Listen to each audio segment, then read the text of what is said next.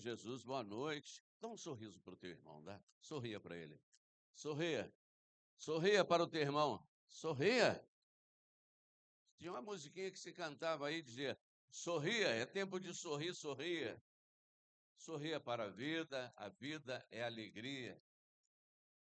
É tempo de sorrir, sorrir. Amém? Guarda isso no seu coração. Olha, nós temos muitas razões para sorrir. Dá um sorriso para o teu irmão, dá? Tinha um corinho que a gente cantava há muitos anos atrás, né? Eu sei que muitos aqui não eram nem nascidos, dizia assim, dê um sorriso só, sorriso aberto, sorriso certo, cheio de amor. Dê um sorriso só, sorriso aberto, sorriso certo, cheio de amor. Quem tem Jesus, ó, vive a cantar, vive sempre sorrindo, mesmo quando não dá.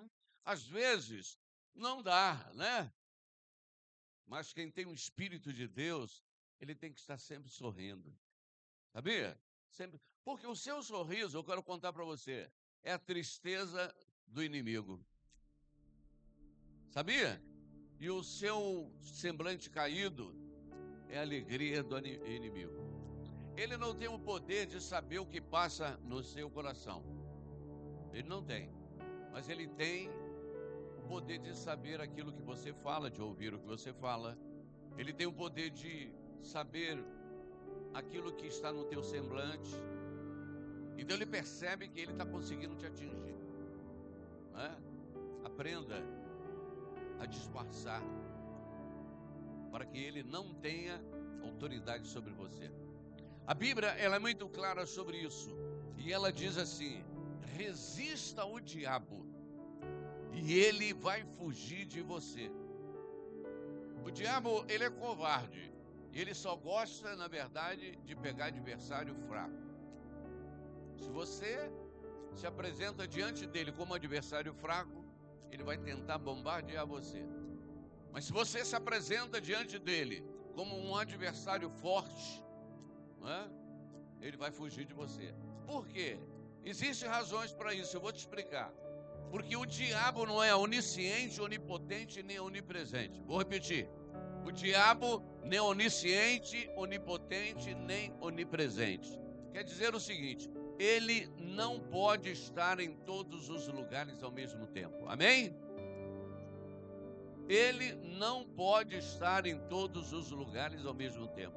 Você já percebeu uma coisa que acontece? Existem pessoas que elas são tentadas, pode sentar-se. Existem pessoas que são tentadas, querido, durante um período, né? Mas é um período da vida da pessoa que parece que as coisas estão indo tudo bem. Já percebeu isso? Existe um período da vida da pessoa que está dando tudo errado. Aí tem um período na vida da pessoa que parece que está indo tudo certo, tudo bem. Aquele período é o momento em que Satanás teve que sair da sua vida para ir tentar outra pessoa. Porque ele não é onipresente, ele não consegue permanecer no mesmo lugar ao mesmo tempo. Já Deus, ele é tudo que nós dizemos, onisciente, onipotente e onipresente. Ele pode, ao mesmo tempo que está abençoando alguém aqui no Brasil, está abençoando lá no Japão, nos Estados Unidos, na França, em outros países, não é? Ele pode fazer isso, o Senhor. Mas o inimigo, ele não é capaz de fazer isso. Hoje nós vamos ler, já que nós estamos falando de tentação, nós vamos ler um pouco da palavra de Deus. Eu gostaria que você abrisse no livro de Mateus, que é o livro mais difícil de se encontrar na Bíblia. Mateus, primeiro livro do Novo Testamento, e o capítulo é o capítulo de número 3. E nós vamos entender alguma coisa sobre isso hoje, falando sobre tentação, sobre preparação, tá? Nós estamos aqui nos preparando para a vida eterna. Você crê nisso? Sabe que isso é uma das coisas pouco faladas por aí, a vida eterna. E infelizmente são poucas as pessoas que permanecem fiel. E são muitas as pessoas que se desviam do caminho da verdade. E tem uma palavra que eu não posso deixar de falá-la para você, dizer aqui para você. O livro de Ezequiel, ele fala uma coisa sobre isso. Ele diz assim: se você praticou justiça durante a sua vida, muito tempo, mas se num determinado momento da sua vida, você se desviar do caminho da verdade, e se você morrer no pecado, morrerá você e a sua alma. Mas tendo o ímpio praticado injustiça durante todo o tempo da sua vida, se num determinado momento se arrepender e permanecer fiel até o fim de todo o pecado que ele participou, que ele praticou no passado, não se fará lembrança. Se ele morrer no caminho do Senhor, viverá ele e a sua alma. Então, Bíblia, a palavra do Senhor, Jesus fala: aqueles que perseverarem até o fim receberão a coroa da vida eterna. Vamos repetir? Aquele que perseverar até o fim receberá a coroa da vida eterna. Eu tenho feito uma comparação com a vida eterna com relação a alguém que está fazendo um curso. Alguém está fazendo um curso, medicina.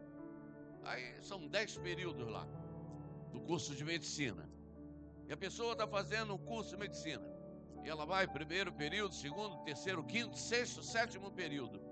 Aí no 8º período, que eram 10, ela para no meio do caminho. Trancou a matrícula, não quer mais fazer.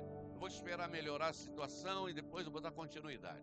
A vida passa, outros problemas vêm, dificuldade, e ela não deu mais continuidade ao curso.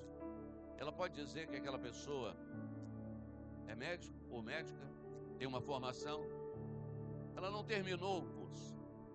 Para ela receber o diploma, ela precisa terminar o curso. Na vida espiritual e na nossa preparação para o céu, querido, também é assim. Nós não podemos parar no meio do caminho, porque a Bíblia é a palavra do Senhor. O curso tem que ser completo. Enquanto você estiver vivo na presença do Senhor, você tem que estar vivo espiritualmente. E estando vivo espiritualmente, com certeza, o Senhor te dará força para você vencer todas as dificuldades. Seja fiel, persevere, mantenha-se firme na presença. Ah, mas eu já estou velho. Velho é o diabo. Ah, mas eu vim para o Senhor, estava com 60 anos. Então você é um garotão na presença do Senhor. Porque você nasceu em Cristo Jesus agora. Sabe? Não se deixa levar por essas coisas, não. Tem gente que para os projetos no meio do caminho. Ah, isso é coisa para quando a pessoa é nova. Eu não tenho mais condição. Não vai nesse caminho, não. Ah, eu não vou fazer mais curso, não, aprender mais nada, porque eu já estou meio aí devagar, a visão já não é mais boa. Eu não quero nem saber, eu quero é aprender cada vez mais. Amém? E quando você faz isso, você realmente está agradando a Deus. Está mostrando para Ele, o Senhor, que você não tem o mesmo pensamento do diabo. Porque o diabo, tendo tudo lá no céu, né, ele jogou tudo para o alto, querendo a glória de Deus, e por isso, desceu às profundezas do inferno. Você vai subir às grandezas do universo celestial e morar com o Senhor eternamente, porque você é filho e filha de Deus. Amém? Vamos ao capítulo 3 agora do livro de Mateus e vamos à leitura para a gente compreender aqui o que o Senhor vai falar. E diz assim: e naqueles dias apareceu João Batista pregando no deserto da Judéia e dizendo: arrependei-vos, porque é chegado o reino dos céus. Porque este é o anunciado pelo profeta Isaías, que disse: voz do que clama no deserto, preparai o caminho do Senhor, endireitai as suas veredas. E este João tinha o seu vestido de pelo de camelo e um cinto de couro em torno de seus lombos, alimentava-se de gafanhotos e de mel silvestre. Então iam ter com ele Jerusalém e toda a Judéia e toda a província adjacente ao Jordão, e eram por eles batizados no rio Jordão, confessando os seus pecados.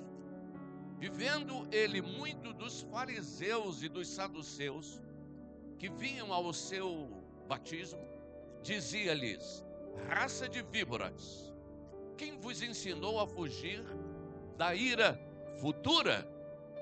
Produzi, pois, frutos dignos de arrependimento, e não presumais de vós mesmos, dizendo: temos por pai a Abraão, porque eu vos digo que mesmo dessas pedras Deus pode suscitar filhos a Abraão.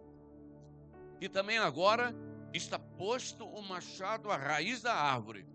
Toda árvore, pois, que não produz bom fruto, é cortada e lançada no fogo. E eu, em verdade, vos batizo com água para o arrependimento. Mas aquele que vem após mim é mais poderoso do que eu, cuja as alparcas não sou digno de levar. Ele vos batizará com o Espírito Santo e com fogo. E em sua mão tem a pá, limpará a sua eira, recolherá no celeiro o seu trigo e queimará a palha com fogo que não se apaga. Desocupe as suas mãos, por favor. Vamos dar uma forte salva de palmas. A palavra do Senhor. Isso mesmo. Aplauda o Senhor bem forte. A Ele a honra, a Ele a glória, a Ele o louvor e a Ele toda a adoração. Pode se sentar. Olha para o teu irmão, diga para ele: fica ligado naquilo que o Senhor vai falar conosco. Isso, diga para ele. Isso, cutuca ele aí, fala para ele: fica ligado com aquilo que Deus vai falar conosco. É muito importante, sabe? Porque nós fomos chamados para fazer a diferença. E um povo liberto, lavado e remido pelo sangue do Cordeiro, ele não pode ser um povo triste, desanimado, desacursoado. Ele não pode ser um povo que qualquer coisa realmente derruba ele, muda o teu semblante. Não, pelo contrário. A Bíblia diz que em tudo nós devemos dar graça. Até nos momentos da dificuldade, dar graça. Porque é na dificuldade que a sua fé é provada. E cada vez que a sua fé é provada, Deus te dá a chance de crescer um pouco mais. Falamos aqui no começo sobre um curso, não foi? Usei aqui como base um curso de medicina. E no curso de medicina eu fui até o 8º período, não é assim? Mas em todos esses períodos que a pessoa foi, ela passou por prova. E ela só passou para o outro período se ela passou na prova para chegar no outro período, senão ela fica em recuperação. Nós, na nossa caminhada com Cristo, temos vários períodos na nossa vida. Diferentemente do curso de medicina que eu falei, que usei como base aqui 10 períodos, para nós, cada dia é um período que a gente passa de aprendizado da palavra de Deus. Cada dia são momentos difíceis e de dificuldade que nós passamos. São provas, não é? E eu quero chamar a tua atenção. Quando a coisa parecer estar muito fácil para você, fica ligado, hein? Fica ligado. Não relaxa, não. Porque lá na frente vem uma curva mais difícil para você fazer. Ih, aqui estou só na reta, olha que beleza. Mão do lado de fora, em cima da porta, andando numa boa, né? Mas de repente, você vai encontrar dificuldades ali na frente. Então você toma cuidado. Quem já foi tirar a carteira de motorista aí? E foi achando que estava tudo bem, né? Não tinha nada, estou numa boa aqui. De repente apareceu um obstáculo ali na frente. Era alguém que entrou na contramão para te atrapalhar. Era uma bicicleta de um sujeito que vinha, não era caminho dele andar, entrou na tua frente, te botou nervoso, tu pisou no freio e estancou o motor do carro. E está ali o examinador do lado. Pô, mas estava indo tudo tão bem. E de repente me apareceu esse camarada para me atrapalhar. E com isso, sabe o que é que aconteceu? Você foi reprovado. E aí voltou lá para o começo da fila. Ou seja, lá para o final da fila. Você já estava lá no começo, terminando tudo.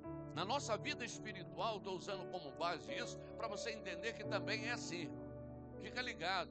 E quando tudo parecer muito bem, o inimigo está preparando uma armadilha para você. Tá? Está preparando uma armadilha para você. Então, seja como um soldado de Cristo, como um atleta do Senhor. Se prepare sempre mais, cada vez mais. Eu outro dia estava conversando com uma pessoa que ia fazer um exame físico, né? Para um curso que a pessoa está fazendo, e a pessoa tinha que fazer, era flexão, né? Você sabe o que é aquele negócio? Flexão. E essa pessoa precisava fazer 20 flexões durante, sei lá, parece 60 segundos, né? Parecia até aquele programa do Silvio Santos lá, tudo, você não tem mais do que 60 segundos. E aí, a pessoa estava treinando, mas ela não treinava para as 20 flexões.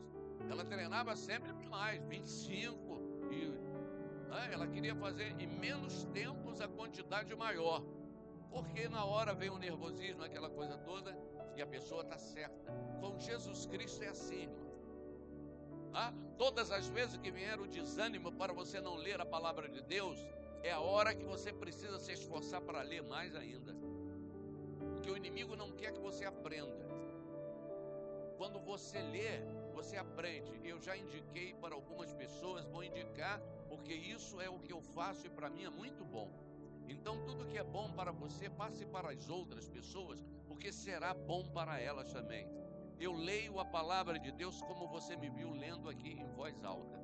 Eu estou na minha casa lá, eu pego, né, a Bíblia ou o que seja no celular, que no celular eu boto aquela letra bem grande e eu vou lendo, não é? Acho que os vizinhos ficam até meio doidos falando assim, esse cara agora endoidou de uma vez. Porque eu vou lendo os textos da palavra de Deus, e se no meio da leitura eu não compreendi, eu volto de novo. E se no meio da leitura eu não fiz uma pontuação certa, eu volto de novo. Porque às vezes, por não fazer a pontuação certa, você passa a não entender o que você está lendo. Agora, se você lê quietinho, né? Como eu vejo o prefeito Zé Noval de Carvalho, gosta de ler bastante, ele lê quietinho. A palavra ali é coisa dele. Mas eu instruo sempre, oriento as pessoas para que leiam em voz alta. E, principalmente, quando você ler a palavra de Deus em voz alta, você ouve e tem mais alguém que ouve o que você está lendo. Sabe quem é? O diabo. Se ele está ali ao teu derredor tentando acabar com você ou armar qualquer armadilha contra você, quando você começa a ler a palavra do Senhor, ele não suporta a palavra de Deus, ele tem que bater em retirada. Quando você está lendo muito silencioso, tem pessoas que quando quer dormir, ela começa a ler, não é assim? Mas lê de voz alta a ver se tu dorme.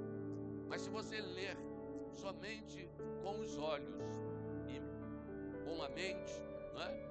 Daqui a pouco você está assim, dormindo. Então, vá em voz alta e você vai ver. Você já viu um ator, uma atriz? Aqui tem um moço que trabalha aí na televisão, né? O ator e a atriz, quando eles vão representar, antes de representar, eles pegam o texto lá e eles saem lendo o texto, né?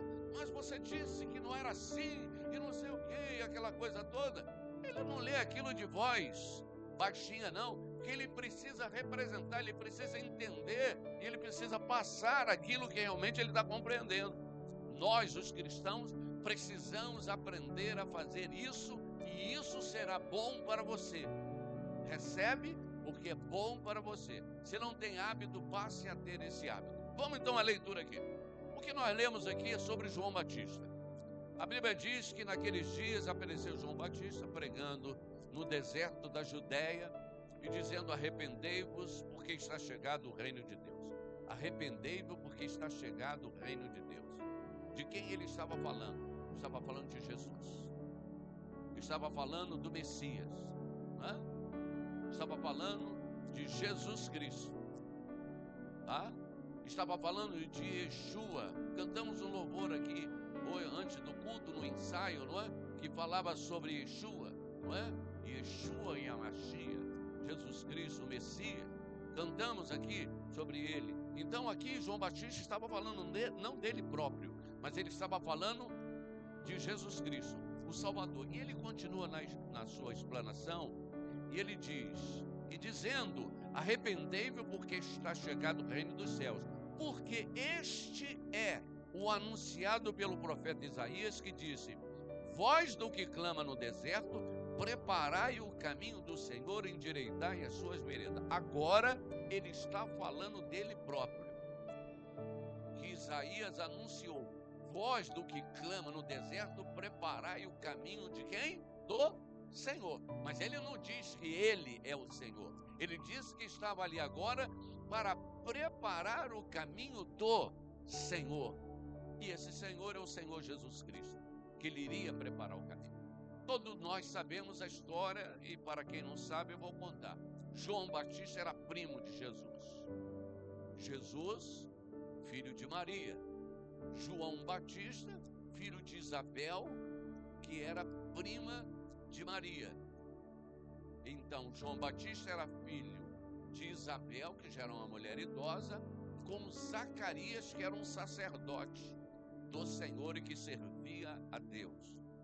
E foi preparado pelo Senhor, então, que Zacarias e Isabel, na sua velhice, tivessem um filho, que já é, na verdade, um milagre na velhice, tivesse um filho, e esse foi separado, como foi profetizado por Isaías, que seria aquele que iria preparar o caminho do Senhor. Mas você vai ver aqui que ele, na verdade, não se coloca, João Batista, como alguém muito importante, mas pelo contrário, ele se coloca como aquele que está simplesmente cumprindo uma determinação do Espírito de Deus sobre ele. Aí ele diz assim: e este João, verso 4, tinha no seu vestido, um vestido de pelo de camelo, e um cinto de couro em torno dos seus lombos, da cintura, tá? E alimentava-se de gafanhotos e de mel silvestre. Irmão, ser realista aqui, né, nos tempos de hoje, dá para alguém sobreviver se alimentando de gafanhoto e bebendo mel? É uma coisa de Deus, realmente. É uma coisa que vem do alto, realmente. Era um homem separado para um propósito do Senhor Deus. Eu quero trazer isso também para a sua vida. Muitas das vezes, você está passando por uma situação, né, na sua vida, aquilo é um propósito de Deus na sua vida. Você e nós aqui, eu também, a gente não consegue ter a dimensão do que João Batista passava, porque era um homem só. Ele deixou a sua família, foi para o deserto, vivia sozinho, e agora no deserto comendo ali gafanhoto, né, e mel de abelha. Eu pergunto para você, era uma pessoa completamente com princípios diferentes de qualquer um outro homem da sua época. Era alguém cheio verdadeiramente da presença do Espírito Santo de Deus. E agora vem uma coisa muito interessante, que ele estava no deserto ali, do outro lado do Jordão, e agora sem megafone, sem alto-falante, né? Se estava com alto-falante, a caixa de som, o alto-falante queimou. E agora ele tinha que anunciar a palavra do Senhor. Como é que ele iria alcançar essas pessoas para chegar até ele, sendo uma pessoa que estava no deserto? Preste atenção, é para cumprir a palavra do Senhor que diz que todos que vêm a ele não vêm pela vontade própria, mas é pela vontade do Senhor. Essas pessoas, na verdade, não foram levadas por João Batista, mas essas pessoas foram levadas pelo poder do Espírito Santo de Deus. E hoje eu digo para você a mesma coisa. Vocês que estão aqui hoje, nós que estamos aqui, pois eu me incluo, não fomos trazidos aqui pela nossa própria vontade. Hoje eu decidi e eu vou à igreja. Não, foi pelo poder do Espírito Santo de Deus. Foi Ele que nos trouxe, nos separou e nos colocou aqui. Agora nós precisamos aprender a fazer a nossa parte. Continuando essa leitura para a gente entender. E a Bíblia diz que então no verso 5, então ia ter com ele Jerusalém e toda a Judéia e toda a província adjacente ao Jordão. E eram por ele batizados no Rio Jordão, confessando seus pecados. E vendo ele muito dos fariseus e dos saduceus que vinham ao seu batismo, dizia-lhe: raça de víboras, quem vos ensinou a fugir da ira futura? Veja bem aqui, os fariseus e os saduceus eram dois grupos religiosos que mais na frente fizeram um coro para incentivar o povo para gritar dizendo: soltem a Barrabás e crucifiquem a Jesus. Eles fizeram um coro juntos, Mas aqui eles chegaram para serem batizados por João Batista. E João Batista, conhecendo o coração daqueles homens e sabendo realmente qual eram os princípios que estavam ao redor deles, João Batista disse para eles: produzir fruto de arrependimento. Sabe que uma das coisas que hoje acontece na minha vida, na nossa vida, na vida daqueles que estão nos ouvindo, você que está aí nos ouvindo pela internet, que é muito importante, nós precisamos ter um reconhecimento que somos dependentes de Deus. Precisamos ter um reconhecimento que somos pecadores e que não podemos nos salvar por nós mesmos e que dependemos de Jesus Cristo para sermos salvos. Salvos não apenas desse mundo que nós vivemos, mas salvos da morte eterna, da condenação eterna. Isso somente por intermédio do Senhor Jesus Cristo. E é necessário a gente compreender isso, inclusive para nós que estamos há muito tempo já dentro da casa do Senhor. Temos que constantemente termos esta consciência, renovar o nosso voto com o Senhor, abrir o nosso coração, deixar de lado, né, aquela coisa de ter simplesmente como mecanicamente o fato de sairmos de casa para irmos à igreja e deixarmos isso de lado e passarmos a ser a igreja do Senhor. Sentir no nosso coração o desejo de adorar a Deus, sentir no nosso coração o desejo de estar na presença do Senhor. Cada dia que você sai de casa para vir à casa do Senhor, é um pouquinho que você vai sendo lapidado, sabe?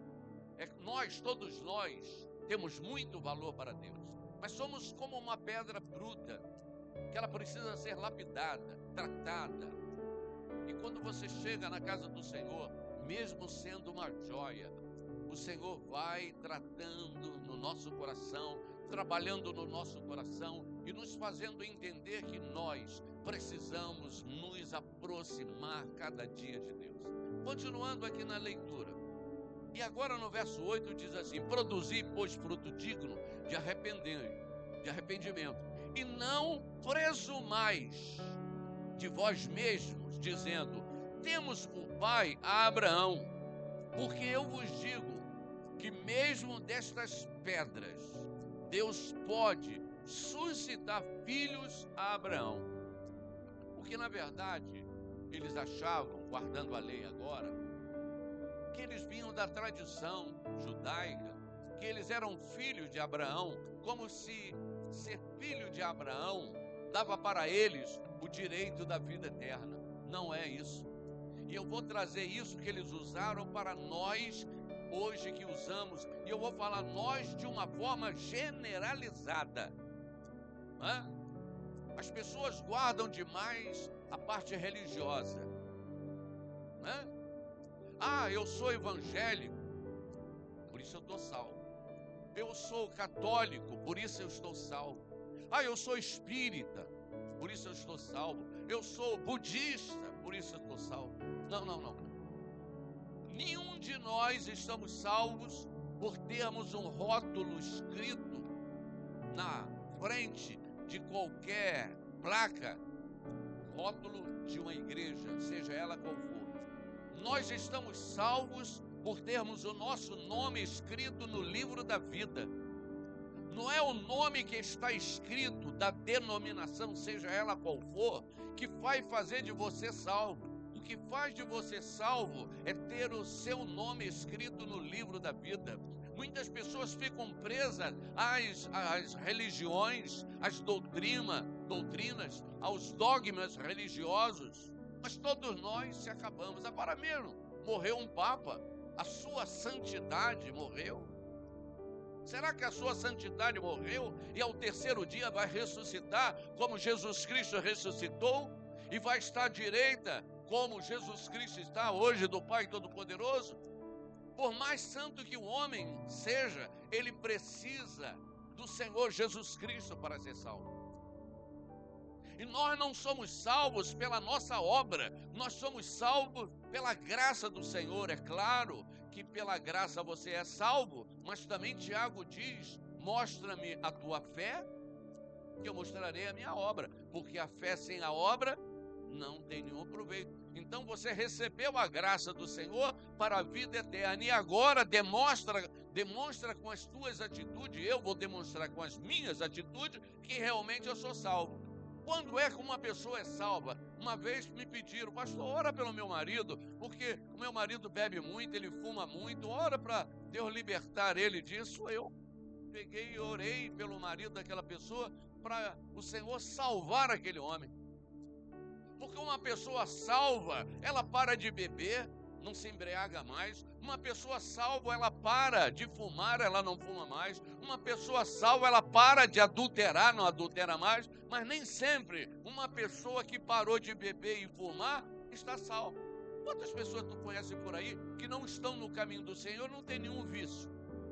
E elas tomam como jargão, dizendo aquilo: não preciso de Deus não, eu trabalho, sou homem trabalhador, cumpridor dos meus deveres, a minha vida é de casa para o trabalho, do trabalho para casa, eu vivo para a minha família. Mas nada disso faz de você uma pessoa salva, faz de você uma pessoa de bom caráter e cumpridor dos teus deveres, mas nunca uma pessoa com direito à salvação. Mas fazendo tudo isso, se você tem Jesus como Senhor e Salvador, aí sim, o teu nome está escrito no livro da vida. Amém? Olha, nós temos uma passagem aqui na Escritura, que no Muro das Lamentações, haviam 2 homens que estavam ali orando. Um orava e batia no peito, ao lado do outro, dizia: Senhor, eu não sou como esse que está aqui do meu lado, não. Eu dou o dízimo de tudo que eu recebo, eu jejuo 3 vezes por semana, eu faço as minhas esmolas e aconteço. Não sou como esse que está do meu lado. O outro que estava do lado, com a cabeça baixa, dizia: Senhor, ele está certo, eu sou tudo isso, eu sou um pecador realmente que preciso da sua misericórdia. A pergunta que Jesus fez, quando ele fez essa pergunta, essa explanação, é a seguinte: quais dos 2 homens, ou qual dos 2 homens, a sua oração chegou no trono da graça de Deus? O que estava se justificando ou o que estava reconhecendo o seu erro? Agora eu vou dizer uma coisa: apenas reconhecer o erro não é o bastante. Tem que reconhecer o erro e deixá-lo, abandoná-lo. Aí é importante. Agora tem uma coisa muito importante aqui que eu vou simplesmente ler, e é para nós encerrarmos aqui, que ele diz no verso 10 assim: e também agora está posto o machado à raiz da árvore.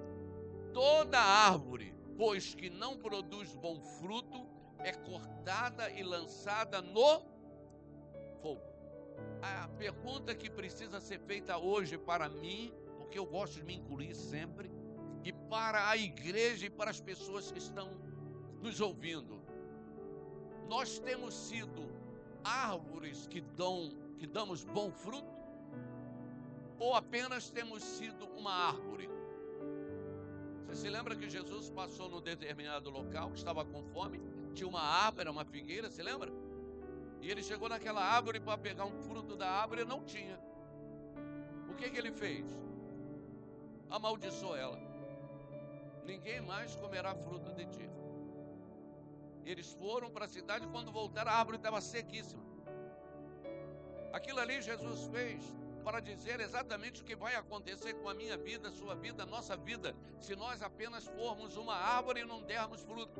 Mas agora eu quero ainda acrescentar mais: não é apenas dar fruto, o fruto tem que ser bom, tem que ser um fruto que alimente, tem que ser um fruto saudável, sabe? Porque nem todas as árvores que dão fruto dão bons frutos.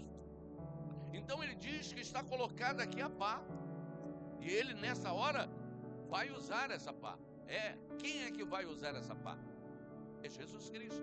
Olha a leitura: e eu, em verdade, verso 11, vos batizo com água para o arrependimento, mas aquele que vem após mim é mais poderoso do que eu, cuja as alparcas não sou digno de levar. Ele vos batizará com Espírito Santo e com Vamos lá, com o Espírito Santo e com... Irmãos, presta atenção.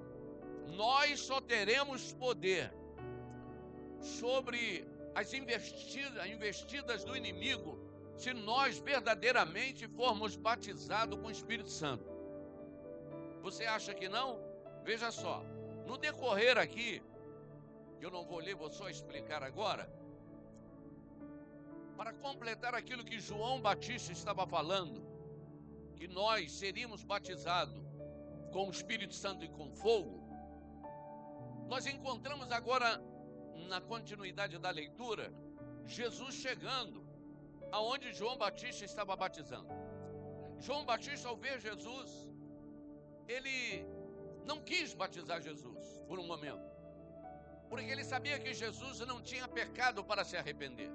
E ele estava anunciando que as pessoas deveriam ir a ele, confessando seus pecados para ser arrependido ou para serem batizados. E ele sabia ali naquele momento que ele não tinha Jesus pecado para. E ele tentou persuadir a Jesus a não fazê-lo.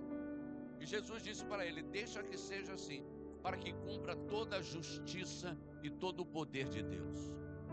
E então João Batista concedeu que ele entrasse na água para ser batizado. E a Bíblia diz que depois que João Batista batizou Jesus, ao sair da água, o Senhor Jesus Cristo veio em forma corpórea sobre ele uma pomba representando o Espírito Santo. E uma voz do alto veio e todos ouviram. E essa voz disse assim: este é o meu filho amado, em quem me comprazo, em quem eu tenho o quê? Prazer. E a Bíblia agora diz uma coisa interessante, que a partir daquele momento, o Senhor Jesus Cristo foi conduzido pelo Espírito, e você depois, se quiser ler, vai ver que o Espírito é com E maiúsculo. Então era o Espírito Santo de Deus, a um local deserto, para ser tentado pelo diabo. Para ser o quê? Olha, mas só aconteceu isso com Jesus depois que ele foi batizado, depois que veio sobre ele o Espírito Santo de Deus. Então eu quero aqui dizer para você assim, guarda isso que eu vou dizer: quanto mais você buscar a Deus, mais o Senhor te enche de poder. Mas quanto mais o Senhor te enche de poder, mais o adversário fica difícil contra você. Que isso, pastor? É verdade. É verdade. Os jovens aqui que gostam de lutas aí, né? De esse negócio de MMA, essas coisas todinhas aí. Eu vou falar do meu tempo, que eu não conheço dessas lutas. Então eu vou falar da minha época, que eu era jovem, que era a luta da época era o boxe, né? Que tinha, né? Uma luta mais limpa. E só batia quando o cara estava em pé. Caiu, não batia mais. Então era o boxe. Os lutadores de boxe, ele só queria pegar o fraco. Porque o fraco, ele tinha possibilidade de ganhar. Ninguém queria lutar quando apareceu aquele Mike Tyson aí. Ninguém queria encarar o Mike Tyson. Havia um homem com mais 20 centímetros de altura do que ele ser dominado por ele. O que ele fazia para dominar? Ele se preparava. E ele ganhava aquele, vinha um outro mais forte para lutar com ele. Não vinha um fraquinho, não. Era alguém mais forte para lutar com ele. Então, cada vez que ele vencia uma batalha, ele sabia que ele tinha que se preparar mais ainda, porque a batalha que ia vir pela frente era maior do que aquela. Eu quero trazer aqui para a nossa vida espiritual. O Senhor está te preparando com o Espírito Santo. Aí vem uma luta contra você, o Senhor vai te dar vitória, porque Ele garante a vitória para você. E Ele diz para você: bate doído no adversário, bate com força, bate para ele cair de uma vez. Mas ele vai cair. Você pode ter certeza que daqui a pouco vai levantar-se outro adversário contra você para tentar te derrubar. Mas presta atenção, hein? O teu técnico, aquele que prepara você, é o Espírito Santo. E Ele sabe como é que Ele te prepara. E pode vir o mais forte que for, e o Senhor te dá força para tu dar-lhe um jebe santo nele e mandar ele por terra. E ele vai para a lona, irmão. A Bíblia diz que ele levanta para cair. E se ele levantar de novo, o Senhor te dá potência para derrubar. Ou a gente não lembra ali do Davi quando era um menino? O Davi falou com os gigantes: tu vem a mim com espada, escudo, com tudo isso, mas eu vou a ti em nome do Senhor dos Exércitos. E ele venceu o gigante não pela força dele, mas pela força que o Senhor estava dando para ele. Você hoje pode ser pequenino, pode ser uma criança, novo na fé, no começo da caminhada. Se liga com o Senhor, segura na mão de Deus. Deus vai te dar a vitória e Ele vai acabar de uma vez por toda com toda essa investida de Satanás contra a tua vida, porque maior é o que está em você do que o que está no mundo. Guarda essa palavra no teu coração e viva hoje como se Jesus Cristo voltasse hoje mesmo. Amém? Glória a Deus. Aplauda o Senhor Jesus.